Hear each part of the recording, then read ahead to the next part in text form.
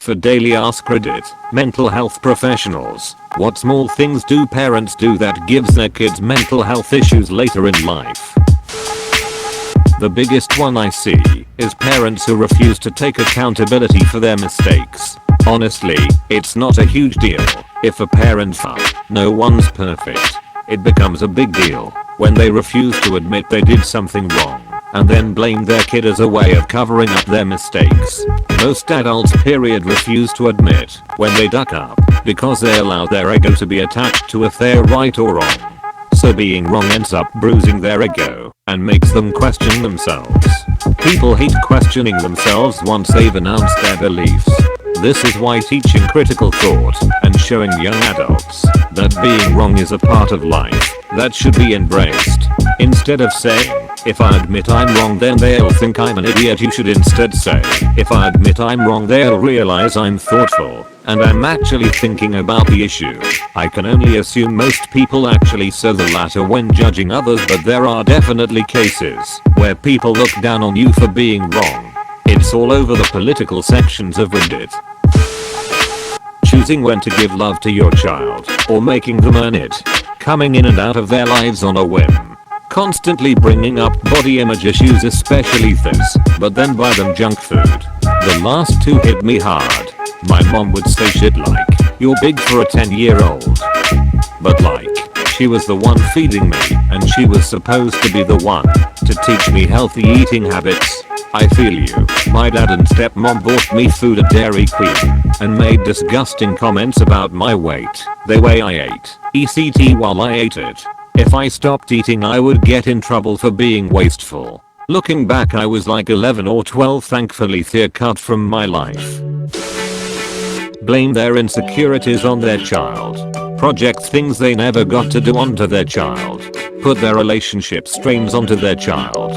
Make the child their counselor when they in fact need a professional that can give them some slaps of reality. Refusing to acknowledge the child as their own person and not the parent's property or item that says something about the parent, if that makes sense. Worked in an acute psychiatric hospital for 4 years plus. Mental health professional here, these are some off the cuff things that come to mind. Kids learn how to treat themselves, hold boundaries, self-care, etc. from how their parents treat themselves. Parents, you are a child's model. Model self-respect and self-care. Hold yourself to high standards without denigrating yourself. You get the idea. The worst thing a parent can do is criticize/provide inconsistent attachment. Most of us go to therapy to resolve issues around feeling worthy of what we need/want.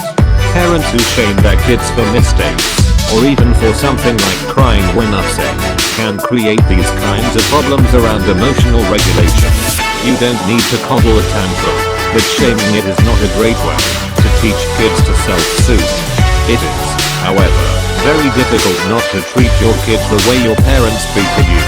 I can't tell you how hard it is not to scream back at a screaming kid, if that's how you were treated. There are biosocial factors that were wired into your brain long before you were old enough to procreate. Therefore self-care, admitting mistakes and getting your own therapy to resolve your own issues is key. See above.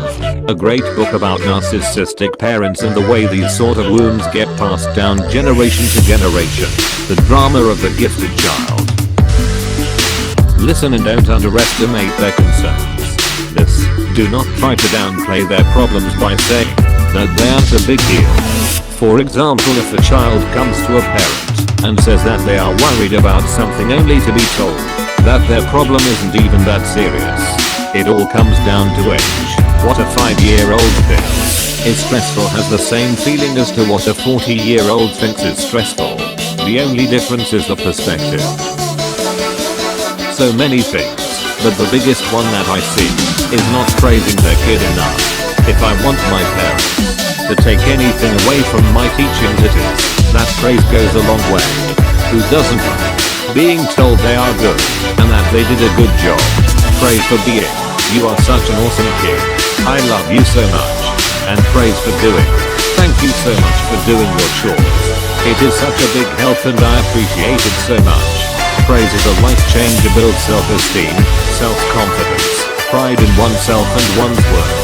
Lack of praise can make the opposite. Too many times parents feel like chores should be expected, and to an extent yes, but still telling them you appreciate it makes them want to keep doing it and motivates them. Admit your own mistakes. My parents have never once in my life told me I'm sorry I did that, and my god is every single conversation we have a ducking battle because they just refuse to apologize. Seriously, teach your kids some humility. Family therapist / program manager for multiple ops sites. There are so many things, but I'm into my second gin and tonic, and I'm going to angry vent about the ones that piss me off the most. Don't punish your child for the behavior you ask them for. For example, if you want your kid to talk to you more, don't yell at them when they share things that are scary and uncomfortable.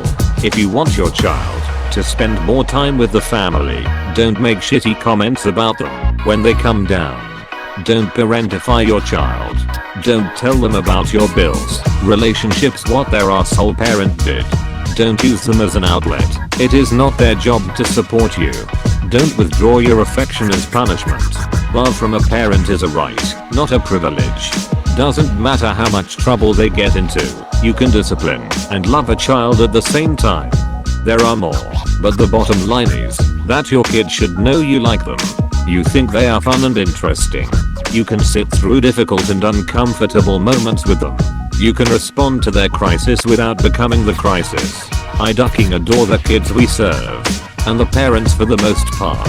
But sometimes it feels like you're watching a death by a million cuts when parents continue to hurt their children in these little ways all the time.